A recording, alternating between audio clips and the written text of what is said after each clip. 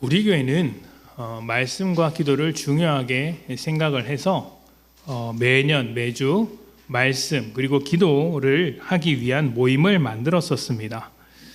작년까지 매년 성경 일독 모임을 가졌는데 올해는 큐티에 집중하기 위해서 통독 모임을 만들지는 않았습니다. 그렇지만 성경 읽기가 중요하다는 점에는 변함이 없죠.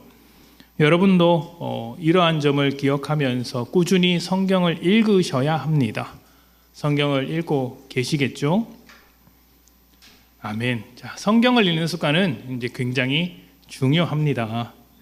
자, 그런데 어떻습니까? 성경의 중요성을 인정하면서 성경을 읽어 나가면 쉽지가 않죠. 성경 읽기가 생각처럼 되지 않아서 어려움을 호소하는 분들이 꽤 많이 계십니다. 성경 읽기를 어려워하는 이유야 많겠지만 저는 믿는 자들이 겪는 어려움과 믿지 않는 자들이 겪는 어려움이 다르다고 생각을 합니다. 믿는 자들이 겪는 어려움은 번역이 어렵다던가 문장이 잘 눈에 들어오지 않는다던가 또 분량이 너무 많다던가 또 내가 알고 있는 내용, 또 성경이 읽은 그 사건과 사건의 내용이 잘 연결되지 않기 때문에 발생하는 것들입니다. 성경의 필요성은 알고 있지만 그게 머릿속에, 눈에 잘 안 들어온다는 것이죠. 이런 어려움은 본질적인 것이라기보다는 주변적인 것들입니다. 그래서 성경 읽기의 필요성 그 자체를 해치지는 않습니다. 내가 읽어야 할 필요성은 알고 있지만 그게 참 쉽지 않다라는 이야기를 하게 되죠. 그런데 믿지 않는 자들이 겪는 어려움은 다릅니다. 그들은 본질적인 면에서 성경 읽기를 어려워합니다.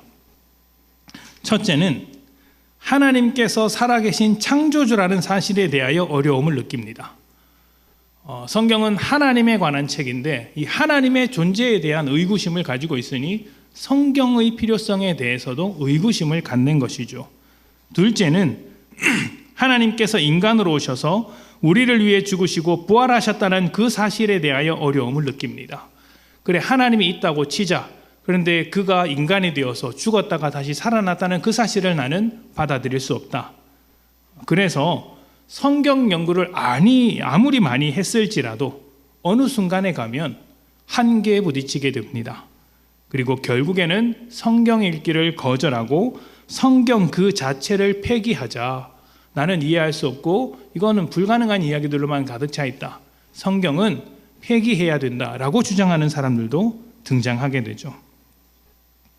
주변적인 것은 얼마든지 양보할 수 있습니다. 그러나 본질적인 것을 양보할 수는 없죠. 주변적인 것은 얼마든지 달라질 수 있지만 본질적인 것은 변함없어야 합니다. 본질이 바뀌면 존재가 바뀌기 때문이죠. 믿는 자들의 본질이 하나님께 있고 부활하신 예수님께 있습니다. 그래서 하나님을 거절하고 예수님을 믿지 않으면 그는 믿는 자라고 할 수 없죠. 아무리 예배 생활을 잘하고 기도 생활을 잘하고 또 성경을 많이 읽고 남들이 보기에 훌륭한 인격을 가졌더라도 결국 본질은 하나님을 믿느냐 예수 그리스도를 믿느냐에 달려 있는 것입니다. 주변 것들은 아무리 잘해도 믿는 자가 될 수 없다는 것이죠. 본질은 하나님 그리고 예수님께 있습니다. 이스라엘의 멸망을 보여주는 예레미야의 이야기는 이스라엘이 이 본질적인 것들을 얼마나 놓치고 있는지를 잘 보여주는 말씀입니다. 오늘 말씀을 통해 우리는 본질적인 것들을 들여다볼 텐데 우리의 믿음이 본질에 더 다가서는 복된 믿음이 되기를 축복합니다. 자, 먼저 우리가 읽은 38장과 또 뒤에 있는 39장의 이야기를 간단하게 설명하고 시작하겠습니다. 자, 이스라엘이 있던 고대 근동 지역, 지금의 중동 지역은 그 당시에 수많은 제국들이 등장하고 사라졌던 무대입니다. 혼돈의 땅이었죠. 예루살렘이 있던 그 지역, 그리고 예레미야가 활동하던 당시에는 전통의 제국 애굽, 이집트와 신흥 제국 바벨론이 패권을 차기 위해서 각축을 벌이던 때였습니다. 이스라엘이 있던 가나안 땅은 위쪽으로부터는 바벨론이 있고 아래쪽에는 이제 애굽이 있었어요. 그리고 그 애국과 바벨론이 만나는 중간 지역에 이스라엘이 자리 잡고 있었던 것입니다. 지정학적으로 굉장히 중요한 자리였고 항상 정치적인 선택을 요구받았습니다. 애국 편에 설 것인가, 바벨론 편에 설 것인가. 여기서 갈팡질팡하면서 바벨론의 분노를 사게 되었고, 그래서 바벨론이 이스라엘을 침략하게 됩니다. 이미 전통의 강호 애굽을 이겼던 바벨론이기 때문에 이스라엘은 전혀 상대가 되지 않습니다. 이스라엘의 입장에서 보자면 감당할 수 없는 큰 위기가 온 것이죠. 자, 이렇게 위기가 오면 뭐라고 합니까? 우리나라도 항상 위기다, 경제가 위기다, 뭐 정치적으로 위기다 이야기하면 그 뒤에 따라오는 말이 무엇입니까? 온 국민이 힘을 합쳐서 이 위기를 극복하자, 이렇게 말하지 않습니까? 어느 나라라 그렇고 이스라엘도 그렇습니다. 온 나라와 국민이 힘을 합쳐도 모자랄 판이죠. 그런데 그 중에 선지자 예레미야가 등장해서 불길한 예언을 하고 다니는 것입니다. 바벨론을 인정해라. 그리고 우리는 그 밑으로 속국으로 들어가야 한다. 이것을 받아들여야 한다. 주장했던 것이죠. 이 메시지가 그동안 바벨론을 반대했던 사람들, 특히 애굽과 친하게 지내자고 말했던 사람들의 입장에서 보자면 얼마나 불쾌하고 또 무서운 말씀이겠습니까? 바벨론 밑으로 들어가게 되면 그동안 애굽과 친하게 지내자고 주장했던 사람들의 입장에서는 이제 자기 입지가 불안해지는 것이죠. 그래서 굉장히 정치적인 이유로 또 이제 여론을 이제 복잡하게 만든다는 이유로 예레미야를 죽일 계획을 짭니다. 예레미야 38장 4절부터 5절입니다. 이에 그 고관들이 왕께 아뢰되 이 사람이 백성의 평안을 구하지 아니하고 재난을 구하오니 청하건대 이 사람을 죽이소서. 이 사람은 예레미야죠. 예레미야를 죽이소서. 그가 이같이 말하여 이 성에 남은 군사의 손과 모든 백성의 손을 약하게 하나이다. 시드기야 왕이 이르되 보라. 굉장히 정치적인 말을 합니다. 한번 들어보십시오. 그가 너희 손 안에 있느니라. 왕은 조금도 너희를 거스를 수 없느니라 하는지라. 아멘. 자, 통치하는 입장에서 보자면 여론은 조용한 것이 좋습니다. 나라가 안정되고 평안한 것과는 별개로 여론이 떠들썩하면 큰 부담이죠.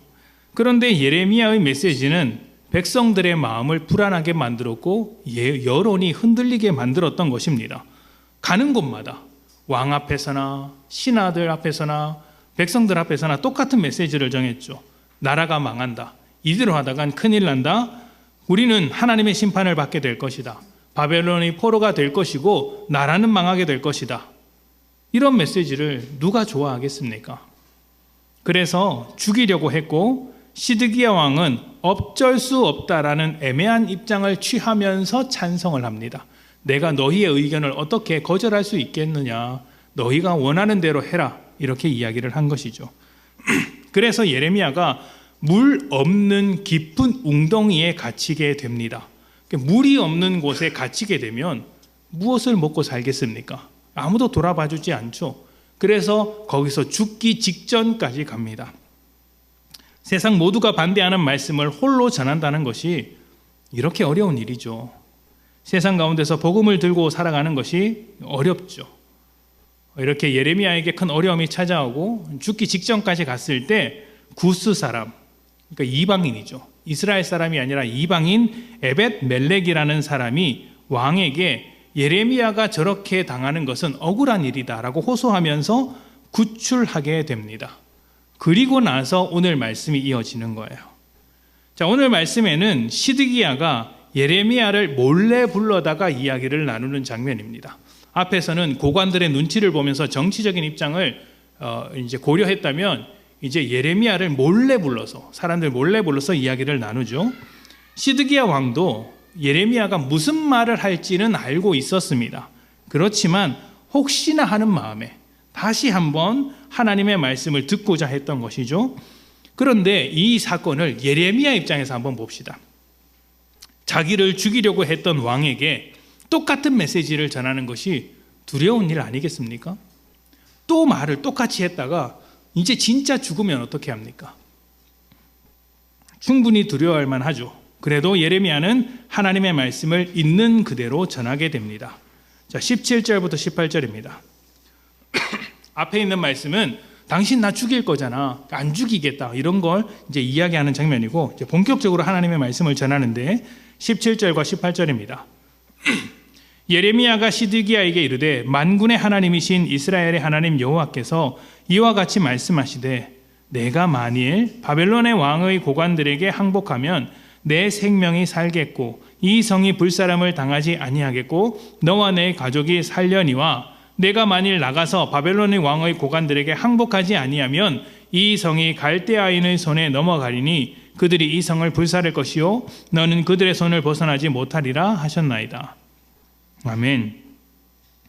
자, 예레미야의 메시지는 이제 바벨론에게 항복하면 살 것이고 항복하지 않으면 죽을 것이다, 단순한 메시지입니다.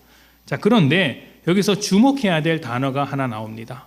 뭐냐면요, 예레미야가 하나님을 만군의 하나님이라고 부르고 있다는 사실이에요. 의도적인 것입니다.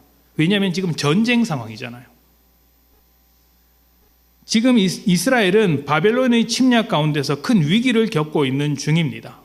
성을 둘러싸서 망하느냐 마느냐의 상황 가운데 놓여 있죠. 모든 백성과 지도자들이 바라는 것은 딱 한 가지입니다. 능력의 하나님께서 구원해 주시는 것. 나는 바벨론을 이길 수 없으니 하나님께서 그 바벨론을 물리쳐 주십시오. 그렇게 바라는 것입니다. 그리고 선지자들이 나와서 그러한 메시지를 전해주기를 기다렸겠죠. 하나님께서 너희를 구원해 주실 것이다. 능력의 하나님, 만군의 하나님께서 너희를 승리하게 하실 것이다. 이 메시지를 기다리고 있었을 것입니다. 정말 만군의 하나님이 필요한 시점이죠. 그런데 예레미야는 만군의 하나님, 능력의 하나님, 모든 군대의 주인 되신 하나님께서 너희를 보호해 주지 않을 거야, 이렇게 이야기를 하는 거예요. 너희를 도와주지 않을 거야. 너희를 바벨론의 손에 밀어 넣을 것이다, 이렇게 하는 것입니다. 시드기야 왕이 이 말을 들었을까요? 당연히 안 듣죠. 그 말을 듣는다는 것은 왕으로서의 모든 권리와 자격을 포기해야 되는 거예요. 안 듣습니다. 예레미야를 죽이려고 했던 지도자들도 마찬가지입니다. 예레미야 말을 들으면 자기가 가지고 있었던 모든 입지를 다 포기해야 되는 거예요. 그들은 하나님께서 구원해 주실 것이라는 다른 선지자들의 메시지에만 귀를 기울였습니다. 예레미야, 너만 선지자냐? 다른 수많은 선지자들은 하나님께서 우리를 구원하실 것이라고 말하지 않느냐? 왜 너만 망할 것이라고 말하느냐? 물론 예레미야만 말했던 것은 아닙니다. 이 당시에는 예레미야가 가장 극심하게 핍박을 받았던 것처럼 보입니다. 지금 사람들은 어떤 입장이에요? 하나님의 메시지를 듣고 싶은 것이 아니라 내가 듣고 싶은 메시지를 듣고 싶은 거예요. 시드기야 왕이나 지도자들이 예레미야를 거절했던 이유가 무엇일까요? 말씀을 인정하지 않았던 이유는 어디에 있을까요? 하나님이 내 편을 안 들어주신다는 것입니다. 하나님께서 내 편을 안 들어주신다는 그 메시지가 너무 싫었던 것이죠.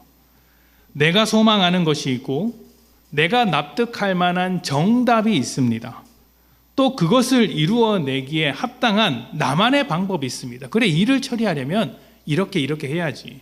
하나님이 하나님 나라를 세우려면 이런 방식으로 가야지. 그리고 내가 하나님의 백성이니 나를 그렇게 만들어 주셔야지. 이런 생각을 가지고 있는 것입니다. 바벨론을 물리치고 이스라엘을 강하게 만들어서 다른 모든 나라를 통치하는 것이죠. 그러면 그래, 하나님께서 하나님의 나라를 복되게 하셨구나, 이렇게 생각할 것 아닙니까? 그런데 하나님은 예레미야를 통해 내가 너희를 모든 나라 위에 통치하는 나라로 만들고자 하는 것이 아니라 바벨론에게 멸망하는 방법으로 일을 하겠다 말씀하시는 거예요. 너는 바벨론에게 승리하고 모든 나라를 다스리는 나라가 되고 싶어 하겠지만 또 그 나라의 왕이 되고 싶어 하지만 나는 너희가 다 망하는 그 과정을 겪어서 일을 하겠다, 이렇게 말씀하시는 거예요. 그러니 내가 원했던 방법과는 다르죠. 듣기 싫은 겁니다. 예레미야를 거절하죠. 하나님이 내 방법대로 안 해서, 내 소망대로 안 해서 하나님은 내 편이 아니구나, 저 말을 들을 필요가 없다. 이렇게 해서 예레미야의 메시지를 거절하고 그 불편한 메시지를 전하는 예레미야를 죽이려고까지 한 것이죠. 여기서 우리는 우리 신앙의 본질을 한번 생각해 봐야 합니다. 여러분, 우리 신앙의 본질이 어디에 있습니까? 앞에서 말씀드린 대로 창조주 하나님께서 살아계신다는 것입니다. 살아계신 하나님이라는 것이죠. 여러분, 살아있다는 것은 생물학적인 개념을 뛰어넘는 것이에요. 살아계신 하나님이라는 것은 활동하고 있다는 것입니다. 죽어서 돌덩이와 같이 가만히 계시는 분이 아니라 하나님만의 뜻과 계획을 가지고 우리에게 접근하시며 일하시는 하나님이라는 것이죠. 그래서 우리에게 중요한 것은 하나님께서 내 편이 되는 것이 아닙니다. 무엇이 중요합니까? 하나님의 계획과 하나님의 뜻, 하나님의 일하심 속에 우리를 포함시켰다는 게 중요한 거예요. 하나님께서 살아계셔서 자신의 계획과 뜻을 가지고 일하고 계신데 그 일하심 속에 우리를 포함시켰다는 것이 중요합니다. 다르게 말하면 하나님께서 내 편 되어 주시는 것이 아니라 우리가 하나님의 편이 되었다라는 것입니다. 하나님의 편이 되었다. 그래서 성경은 하나님의 백성이 된 우리에게, 잘 들으셔야 합니다. 하나님의 백성이 되기 전의 우리가 아니라 이미 하나님의 백성이 되었고 하나님의 계획 안에 포함된 우리에게, 하나님의 편으로 살아가게 된 하나님의 백성들에게 요구하는 거예요. 하나님의 백성이 되었으니 하나님의 백성다운 선택, 하나님의 편에 선 자로서의 선택을 해 나가라, 이렇게 요구하는 거예요. 여호수아 24장을 한번 봅시다. 여호수아 24장 14절부터 15절.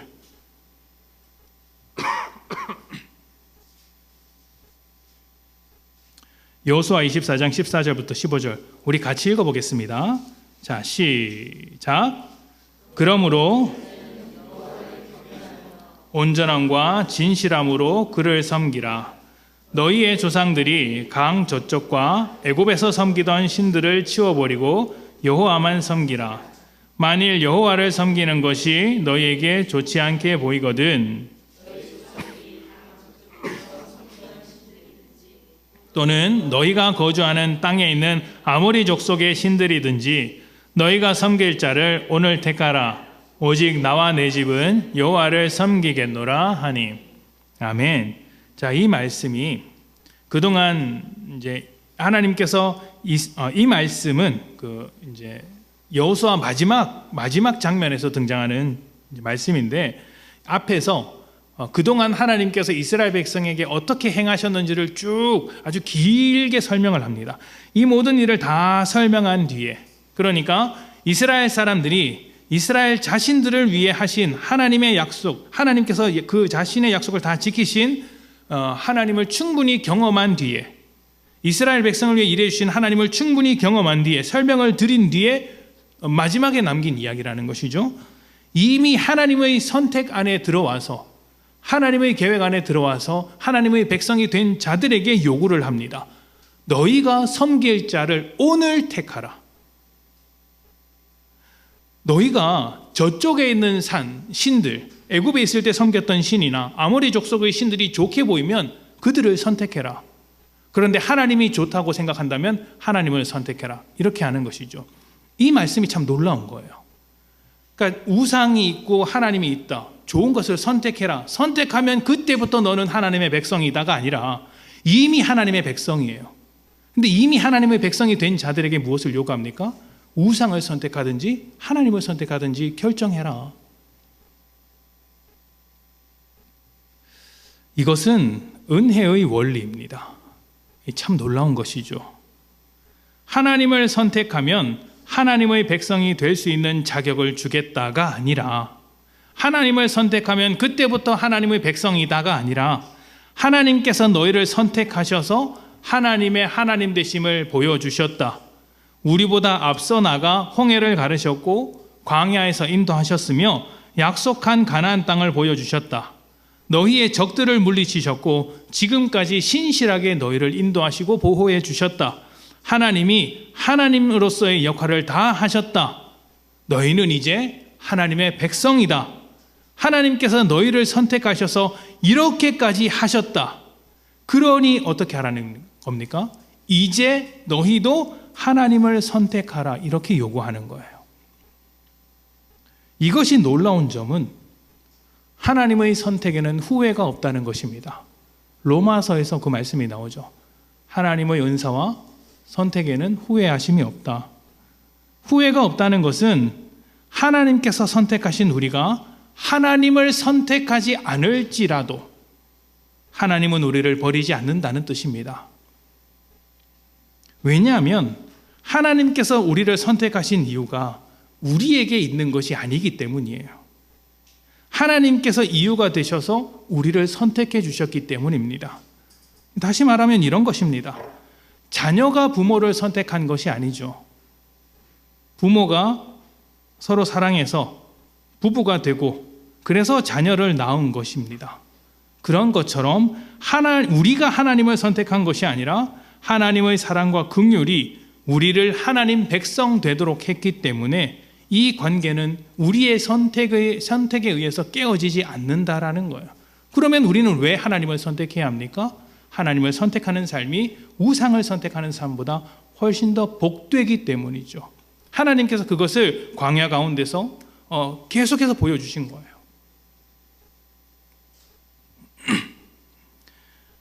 우리가 선택하지 않았을지라도, 하나님을 선택하지 않을지라도 하나님의 선택에는 변함이 없다. 베드로전서 2장 16절입니다.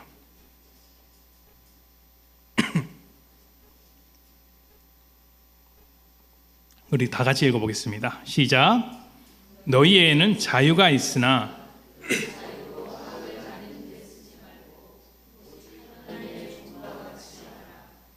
아멘.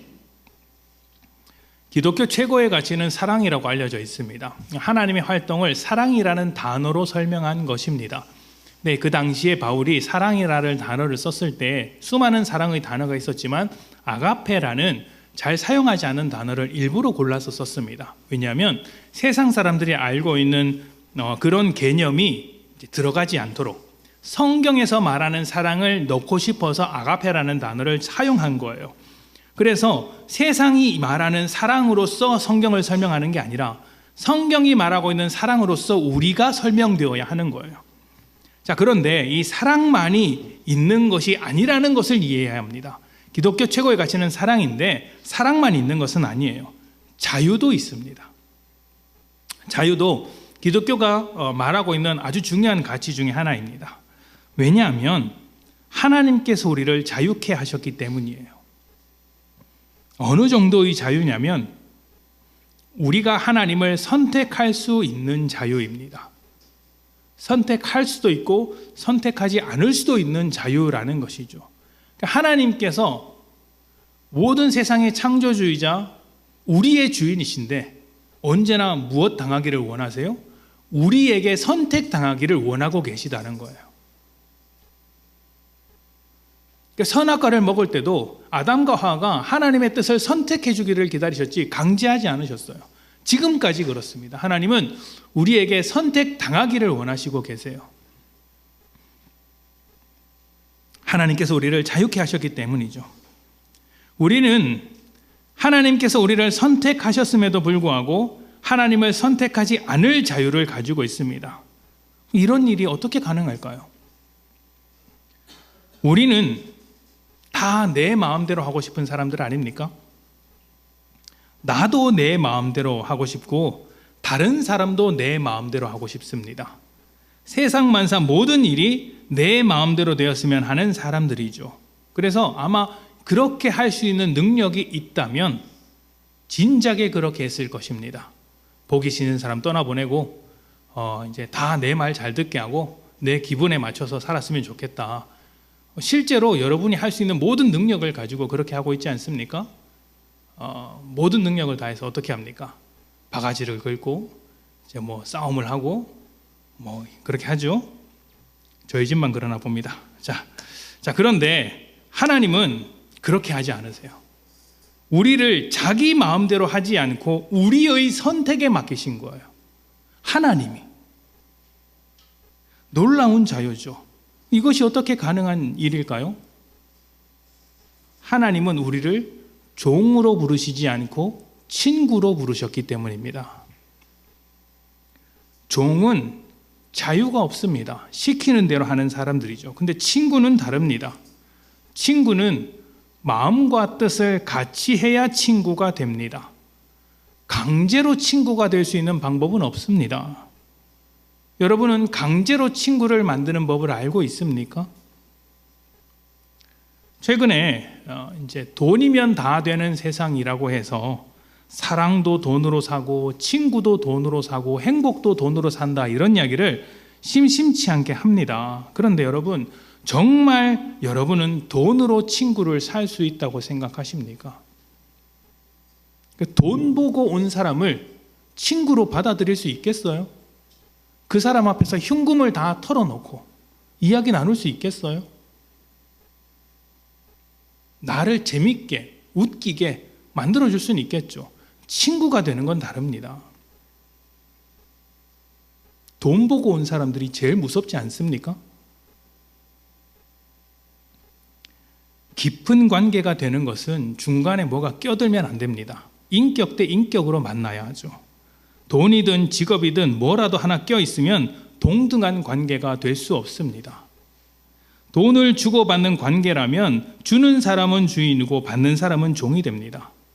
친구가 될 수 없죠. 친구는 동등한 입장에서 인격과 인격이 만나야 친구가 가능한 것입니다. 하나님께서 우리를 그렇게 부르셨다는 거예요. 너와 나 사이에 껴들 만한 것이 없다. 우리는 동등된 인격으로 서로 교제하는 존재다. 동등되지 않은데 하나님께서 우리를 같은 수준으로 불러주신 거예요. 동등한 인격으로 여겨주시면서 그만큼의 자유를 허락해 주셨습니다. 내가 너희를 선택할 수 있듯이 너희도 나를 선택하게 해주겠다. 그런데 너희가 나를 선택하지 않더라도 나의 선택에는 후회가 없다. 왜냐하면 나는 너희를 사랑하기 때문이다. 이렇게 친구가 되자고 하시며 하나님의 일하심과 하나님의 뜻과 하나님의 모든 마음을 보여주시는 것이죠. 그 마음을 아는 사람은 어떻게 합니까? 내가 가진 자유를 사용해서 하나님의 친구답게, 하나님의 백성답게, 하나님의 자녀답게 그 자유를 사용하는 것입니다. 내 자유니까 내 마음대로 살겠다. 죄 짓든 말든 내 자유 아니냐, 내 마음대로 하겠다. 이렇게 자유라는 이름으로 죄를 가리는 것이 아니라 내가 가지고 있는 자유를 하나님의 종이 된 것처럼 사용하는 것입니다. 그게 우리가 가진 자유를 올바르게 사용하는 거예요. 그러니까 기독교인은 죄 안 짓는 게 능사가 아닙니다. 내가 무슨 죄를 저질렀다고, 이 정도면 내가 잘못한 것 없지, 이런 것 따지면 믿음이 수준이 좀 낮은 거예요. 언제 어디서나 누가 더 잘하고 있느냐를 따져야 되는 거예요. 내가 너보다 더 잘한다, 이게 아니고, 예를 들면 이런 것이죠. 분쟁이 있는 곳에 누가 더 사랑할 것인가? 우리는 분쟁이 있으면 다 이걸 따져요. 누가 더 잘못했는가, 이걸 따진다고요. 분쟁이 있으면 우리는 누가 더 그 자리에서 사랑할 것인가, 누가 더 겸손해질 것인가, 누가 더 십자가를 질 것인가, 이걸 따져야 되는 거예요. 이게 내가 가진 자유, 내가 가진 권리를 하나님의 종처럼 사용하는 거예요. 선택해야죠. 하나님의 종으로서 내 자유를 선택할 것인가, 내 마음대로 내 자유를 선택할 것인가.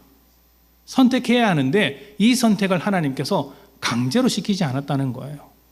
자유롭게 선택하도록 두셨습니다. 그래야 의미가 있기 때문이죠. 우리에게 주신 자유는 더 나은 선택을 하기 위해 주어진 것입니다. 그리고 그 선택을 위해 올바른 선택을 하라고, 더 나은 선택을 하라고 하나님께서 늘 말씀하시는 거예요. 가르쳐 주시는 거예요. 나의 마음과 생각은 이렇다. 내가 너희에게 이런 일들을 해주었다. 내가 너희에게 보여준 사랑이 이런 것이다. 십자가를 봐라. 내가 이렇게 하지 않았느냐. 그것을 통해서 너희가 구원받았듯이 너희가 나와 같은 선택을 할 수 있다면 너희도 그런 영광을 얻게 될 것이다. 그러니 어떻게 하라고요? 너희의 자유를 나와 같이 사용해라. 하나님의 종과 같이 사용해라. 그랬으면 좋겠다. 기다리고 계시는 것이죠. 여러분의 환경이 멸망을 앞두고 있는 이스라엘과 같을 수도 있습니다. 그런데 그렇게 절망적인 상황일지라도 우리는 선택해야 합니다. 하나님의 편에 서서 더 나은 선택을 할 것인가, 아니면 하나님과 다른 편에 서서 하나님이 내 편이 될 때까지 고집부리고 버티고 서 있을 것인가. 조금 더 구체적으로 들어가 볼까요?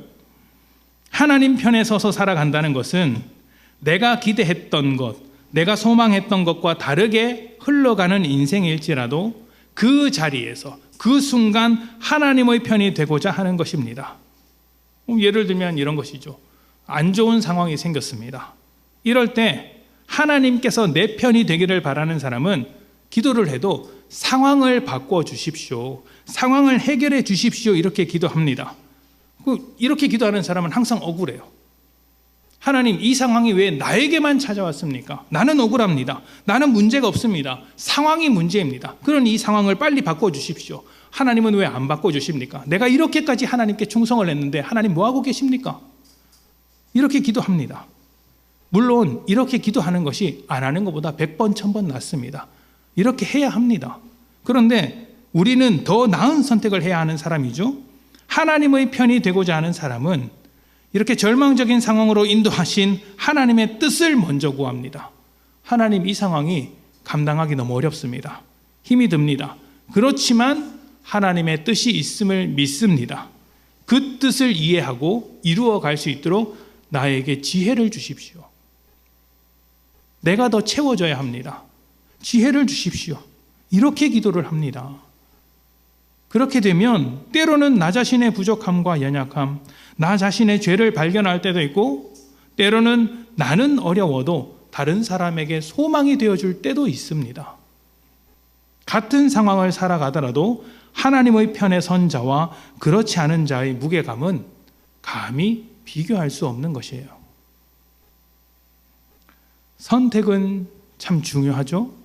선택하는 것에 따라서 인생이 결정된다고 합니다. 그런데 우리는 거기서 한 발 더 나아갑니다. 우리는 이미 하나님의 사람으로 선택되었습니다. 결정되었습니다. 하나님께서 자기 자녀로 삼으시고 자기 백성이라고 불러주셨습니다.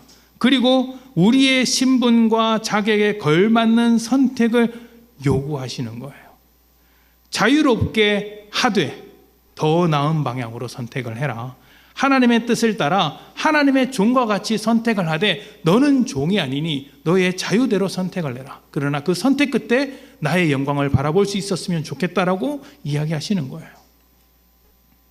우리 믿음의 본질은 언제나 하나님께로부터 시작이 됩니다. 하나님께서 사랑과 은혜로 우리를 자기 소유, 자기 백성으로 삼으셨다는 것이죠. 하나님의 백성된 여러분은 무엇을 선택하시겠습니까? 지금까지 여러분의 선택이 실패하는 선택이었을 수도 있고, 유혹이 너무 강해서 어리석고 헛된 것을 쫓아온 선택이었을 수도 있습니다. 그래도 여러분, 하나님은 여러분을 포기하지 않습니다. 하나님의 선택에는 후회하심이 없기 때문이죠. 앞으로 어떤 선택이든 하나님의 편에서 선택하시기를 부탁드립니다. 하나님의 마음을 따라 선택하시기를 부탁드립니다. 우리의 자유가 하나님의 뜻으로 가득 채워질 때 하나님 나라와 영광이 오늘 우리의 삶에, 여러분의 삶에 가득할 것을 믿습니다. 하나님을 나의 편으로 끌어들이기보다 하나님의 편이 되어서 복된 선택을 가득하는 성도님 되시기를 축복합니다. 우리 함께 기도합시다.